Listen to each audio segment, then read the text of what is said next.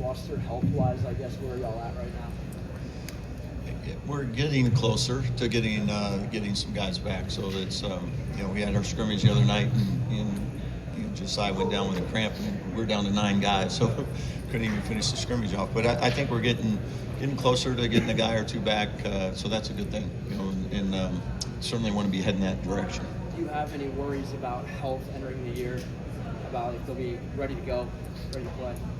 Yeah, there'll be 2 or 3 that probably won't be available right at the beginning of the season. Again, I think most of the guys will be getting back closer to, maybe not right at the start, but close to the start by December type timeline. Did Dorn get cleared for full contact already? Nick Dorn, one of the ones you anticipate will be back because he's the closest. Yeah, Nick is getting really close. We're hoping to get him into some more full practice type stuff this upcoming week, but it's still going to take a little while. He's been out a long time to get him back into game shape, get him into the drills and things at full speed. What's been like? You mentioned that it causes practice problems, and you mentioned you had to call the scrimmage the other night. But the practical impact of that, and trying to not push guys because you are short on depth, like practice-wise, how has that impacted kind of how you design things, and what changes have you maybe had to make? Yeah, we've been a little more careful maybe with how much up and down we do every day. A little more drill work, so you're more in 3-on-3 type stuff.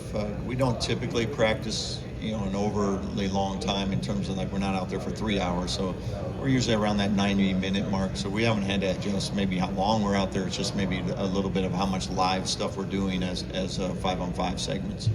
But I want to get your thoughts on your offense. We watch it, open lane, up tempo, punt the 3. Just sort of give the fans an overview philosophically, why do you play that way, and sort of your emphasis on getting 3s, playing up tempo, how you want to play and how you want to recruit to how you want to play. Yeah, I think philosophically, we love to shoot 3s. I mean, that's what we believe in. That's what we recruit to. So you'll see that as we continue forward too. This year's team was put together with the idea that we want to have a lot of guys that can really shoot it, a lot of guys that really understand how to play, have a great IQ, unselfish, and then we'll recruit to that moving forward too. But I just believe if you can have a group that's willing to play together and they can all shoot it makes you really challenging to guard, for a defense. And we want to be the aggressors. We want to play in transition. That's the best way to get open 3s is against a broken floor. So you'll see that, from us throughout the year. It's just a huge emphasis on wanting to get up and down and to shoot 3s. And how many guys do you feel right now you have that you're comfortable with letting them take 3s? I mean, it looks like a lot of them look at the roster. I'm curious your thoughts. Yeah, almost everybody on the roster right now has the green light to shoot them. Some are naturally going to take more than others type deal, but we want everybody to be a threat out there. So I think from even our bigs, they can all shoot it. They all got skill.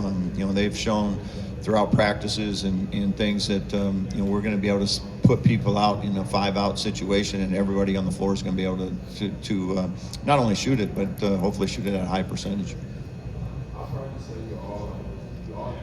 Tucker mentioned that Reed Bailey's one of the more unique players who's played. What do you want to see? I think Reed Bailey's just one of those guys that does have a unique skill set because he is 6'10". I mean, he can run. He can really handle. He handles and runs like a guard, and I love that about him. We're going to be able to be creative in some ways to how to utilize him on the offensive end, and I think he's, again, I used the word unique, but that skill set is something I think we can really take advantage of. Not a lot of guys like him out there in the country. What do you like most about Lamar? What makes him potentially explosive?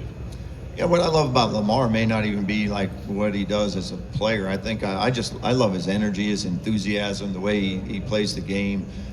It really, for a long season, you got to have guys like that, some energy guys in your locker room, and he's one of those guys that has a great mindset, great attitude about how he approaches every day.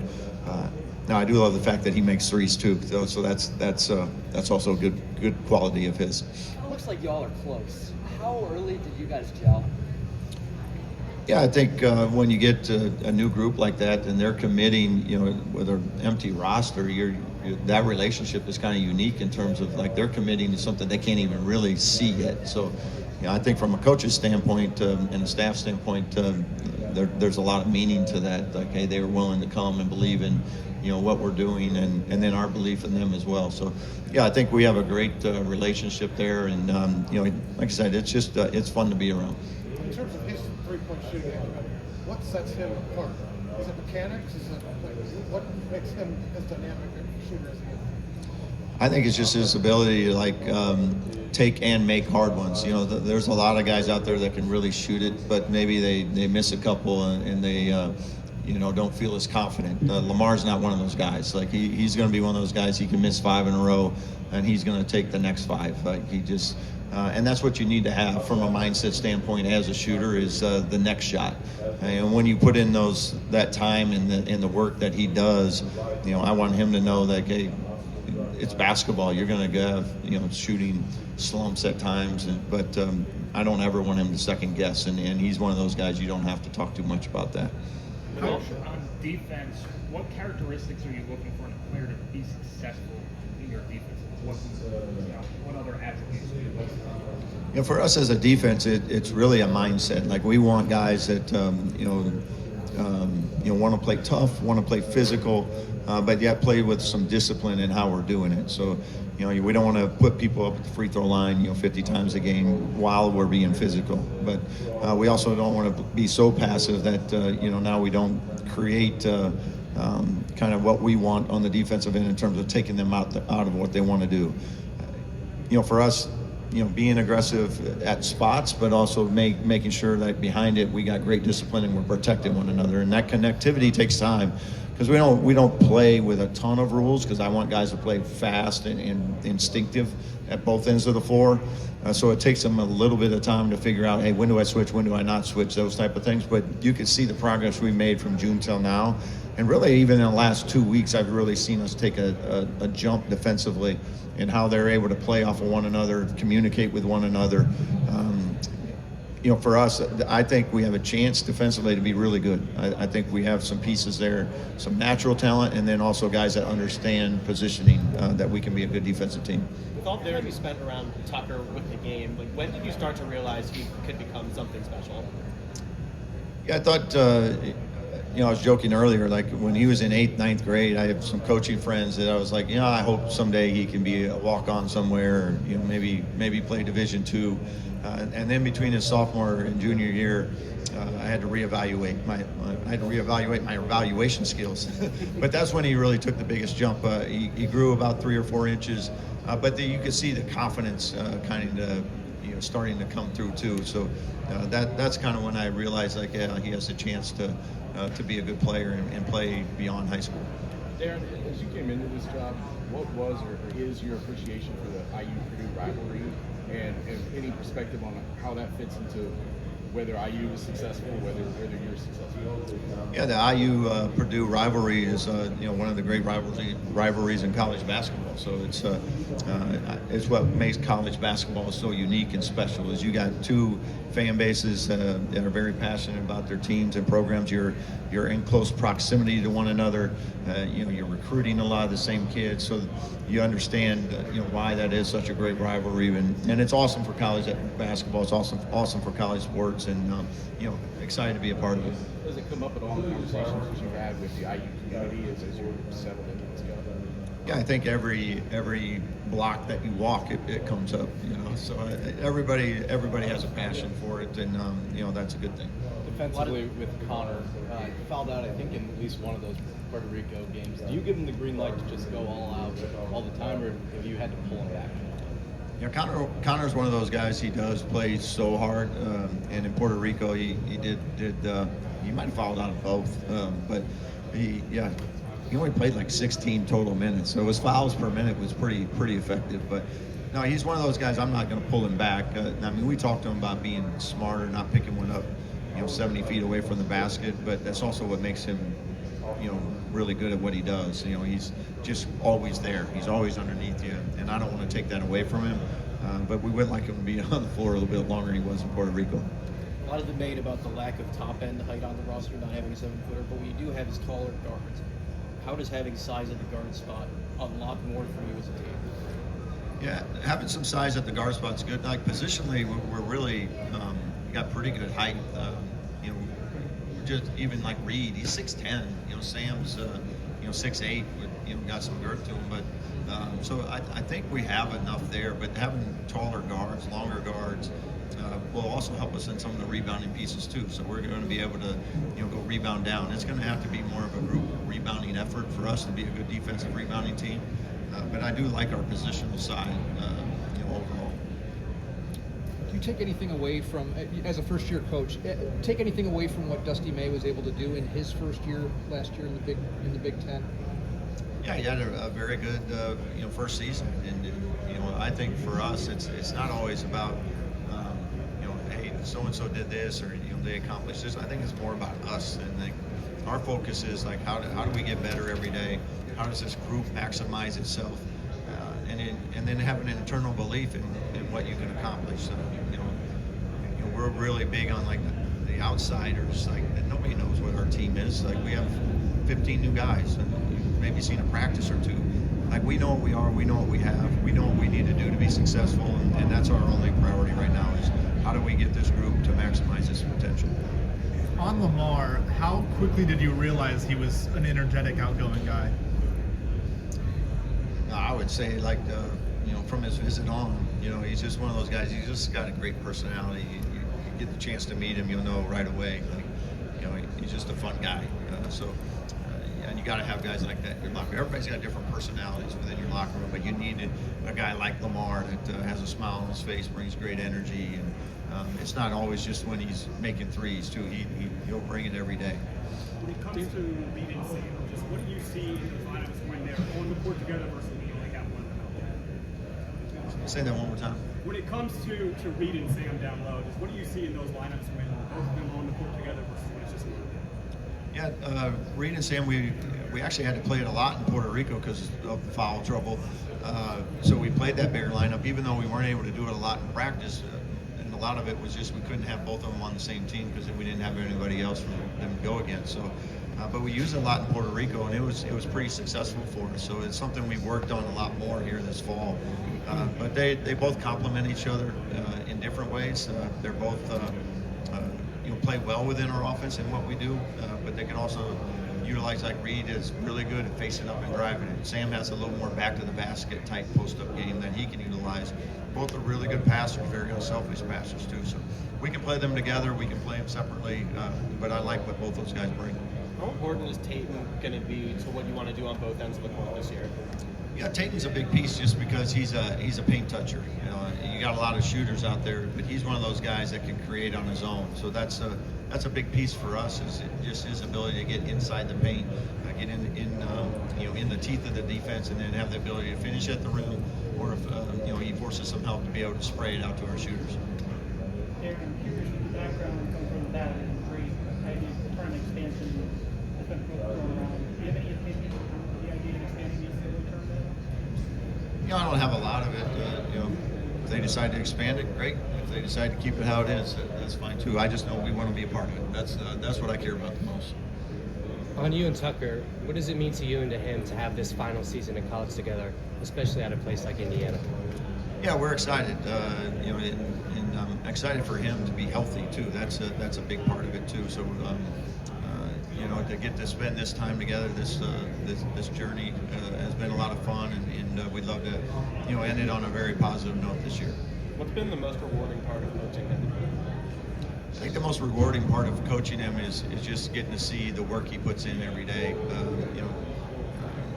When you have your son, daughter that is very passionate about something, to see them work so hard to achieve their goals and whatever it may be, but I get to see all of that firsthand and watch the work transfer to the game floor and see the success he's had because of that work.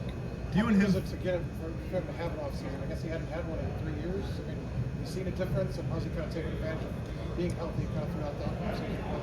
Yeah, I think this year the surgery, taking place in January allowed him almost a full summer to actually lift weights, to work on his game.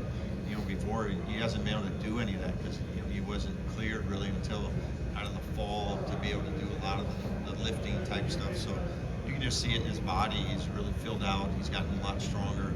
Maybe even more importantly, he trusts, having collisions and making contact.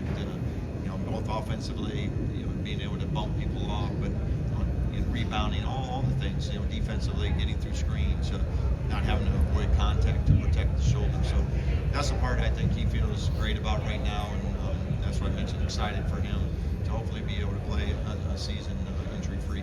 Did he get frustrated at all? Was there a point where it was like enough of it? Like, how was that to try to do 3 years in a row? Yeah, I don't want to speak for him, but I know for people that have been injured before and understand the rehab process, it's very time-consuming, meticulous. It can be frustrating at times because it takes what it takes to get it back, and then you're trying to rush back to get to a season and things. So those parts are hopefully behind him, and now we can move forward. Is there any pressure on him and you knowing that this is his last year of eligibility to have success? No, not really at all. I mean, for us, we want to enjoy it. Put in the work, and then see what happens from there. But we're going to enjoy it together. The good and the bad.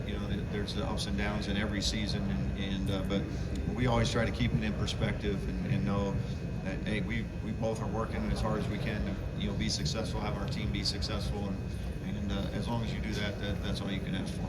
How have those conversations gone with you reaching those with him?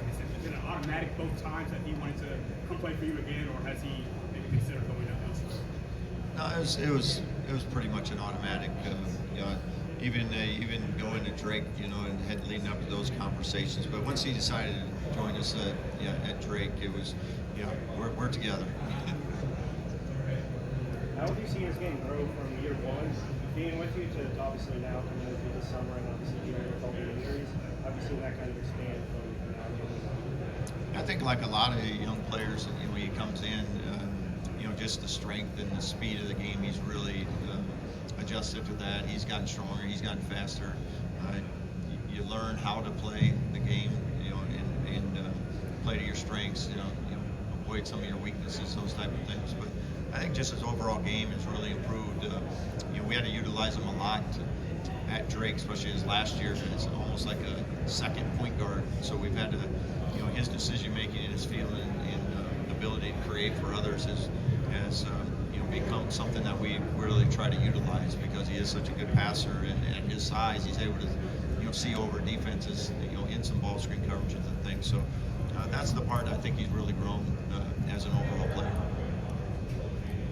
Dana Altman mentioned earlier that anytime at Great, you really connected with the fans well.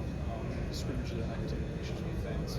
I guess why is that something you feel like you're really pursuing? I love the interaction that the fan base has with programs. I understand it, as a fan of other sports.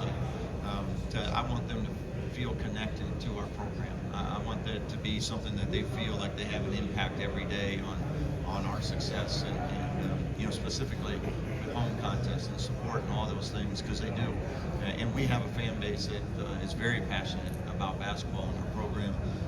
And they do have a huge impact. So I want them to feel really good about, hey, who we are as people, what kind of guys that are representing our program, and for them to really rally behind us and enjoy this journey together. When Altman hired you at Creighton in 2001, where were you at that point in life? Like, it was a GA job, right? How important was that time for you? Yeah, it was actually in 1998. I had just got done playing, so my first couple of years wasn't as a full-time assistant coach. I think I was even equipment manager at one point for a little bit there. So my first full-time assistant job started 3 years later. So I had 17 years as a full assistant, but I spent 13 years with Coach Altman and then with Coach McDermott. I was talking to Coach last night. Just who knows how it does if he doesn't give me that start. And that's I have a great appreciation for him and how he's helped mentor me as a coach as I was growing up in the profession. He had mentioned too, he knew a few years in after you arrived with him that you had the qualities to be at a stage like this. When did you know? I don't know that as an assistant coach, I didn't worry. I was maybe a little unique in I wasn't just every day, just like, when can I be a head coach?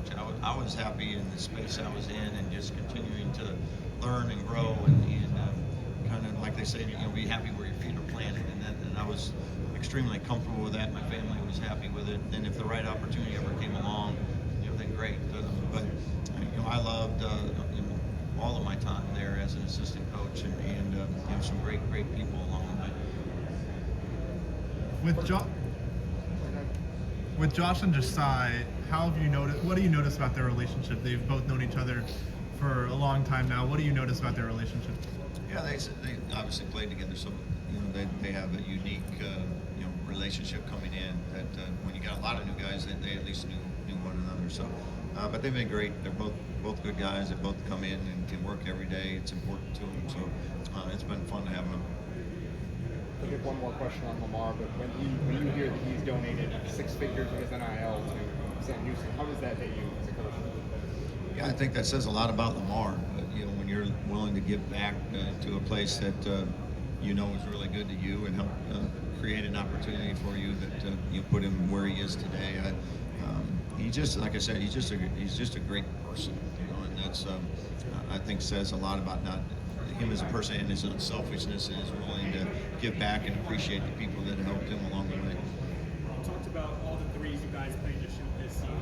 Just how do you plan to kind of maintain a balance of getting those paint touches and still getting to the rim with all the threes you shoot? Yeah, those paint touches are still important because they're what lead to three-point shooting. Like you can't just always shoot non-paint touch threes. That's not a high level of success. So we talk about shooting threes, but we also talk about paint touches a lot too, for the same reason. We still have to put pressure on the rim, whether it be with dribble penetration or in what we do with cutting. Being able to space the floor and put pressure on the rim for people to stop cuts, or posting. There's a lot of different ways that you can get into the paint and then be able to play out from there. So we do emphasize that a lot. There's a lot of days in practice where we have to get a paint touch before we shoot a three, even though we know what we want to really get to as an end result. So yeah, those are very critical to our success as a three-point shooting team, is getting those paint touches. You've been those guys who relied on to get those paint touches a lot.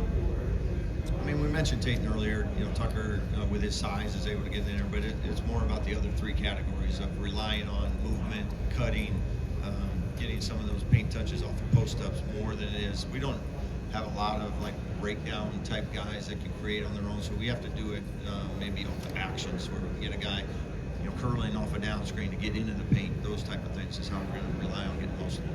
You've been intentional trying to connect with the students. You're helping them move in August by rounded upstairs last week. Why try to get the students that involved right away? Yeah, I think we have a great student base. You have 7,500 tickets allotted for students. So, and then they love it. You walk around campus and they are so excited about being at Indiana, being a part of Indiana basketball. And like I said, I want them to feel that connectivity because it is a great relationship. Students impact so much of what our home court advantage is going to be, and I think Assembly Hall is one of those places, just by the structure and how it's built, and has a place to be one of the toughest places in the country, if not the best, every single year. And our students are going to be what kind of sets that tone for us. Do you know how much the ball bill was? Maybe.